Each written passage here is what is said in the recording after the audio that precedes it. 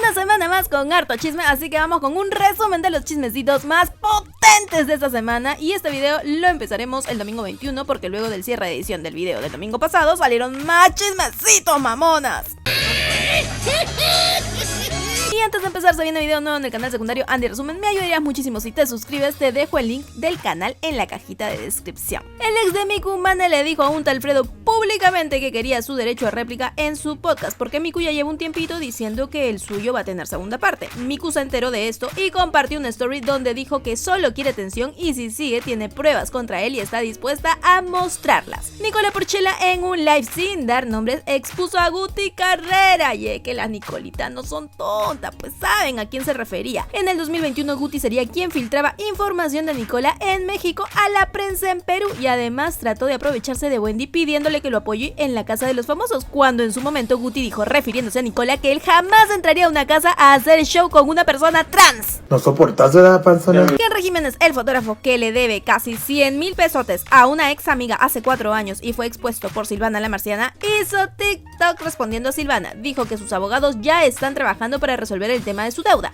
Rafa Mercadante, el esposo de la afectada, rompió el silencio y dijo que no es una persona de confiar. Dijo que en los 4 años no se ha comunicado, lo llamó mentiroso, traicionero y aclaró que la deuda ha crecido por los intereses, y también dijo que tiene pruebas para comprobar todo eso. Un tal Fredo respondió a Mane y dijo que no lo invitará a su podcast porque sería una falta de respeto a sus invitadas darle voz a quienes ellas consideran sus agresores en su espacio. Y ya está. Tempranito salieron las nominaciones a los Oscars. Oppenheimer, Poor Things, Killers of the Flower Moon, Barbie y Maestro fueron las pelis con más nominaciones. Ahora, el pedote que se armó en redes porque Barbie, como les digo, estuvo entre las más nominadas, 8 nominaciones, pero ni la protagonista ni la directora fueron nominadas. ¿Qué?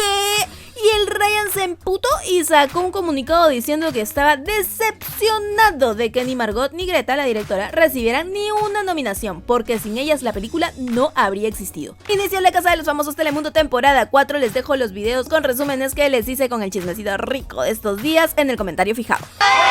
Kim Chantal contó en entrevista con Vaya Vaya TV que ya no es amiga de Queen Buenrostro. Cancelaron a Chingo Amiga por compartir videos sobre la identidad de género. Frida Sofía lanzó comunicado y aclaró que no entró a la Casa de los Famosos porque quisieron hacerle una investigación previa que cruzaba los límites de la privacidad, y dijo en el pastel, esto es demasiado. Juan de Dios Pantoja explotó contra las redes de Elliot Channel porque para variar hicieron un post bien venenoso, ellos, oye, diciendo que la relación de Kim y Juan era tóxica, y traca, el Juan explotó y a sus seguidores les dijo que se junten para reportarle los videos, que si se juntan él puede ayudarlos. ¡Tras! A los minutos Elliot bajó el post, pero ya hicieron enojar a Juan de Dios y a todo su ejército de fans. Tengo miedo. José Eduardo Derbez anunció que será papá. Jerry se volvió tendencia, pero vamos en orden. Primero Jerry habló de su próxima canción, hizo un comentario sobre los ojos rasgados, a fanáticos del K-pop no les gustó lo que dijo y le empezaron a atacar. Ella pidió disculpas. A pesar de esto la siguieron atacando y en un live les respondió a estas personas y les dijo mal cogidas y que jamás serán cogidas por sus ídolos, que tiene más probabilidades ella de cogérselos.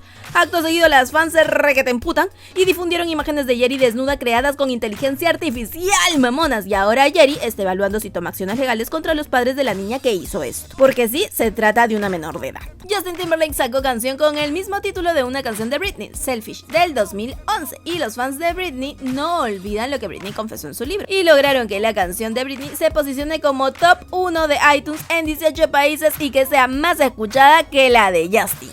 Traca.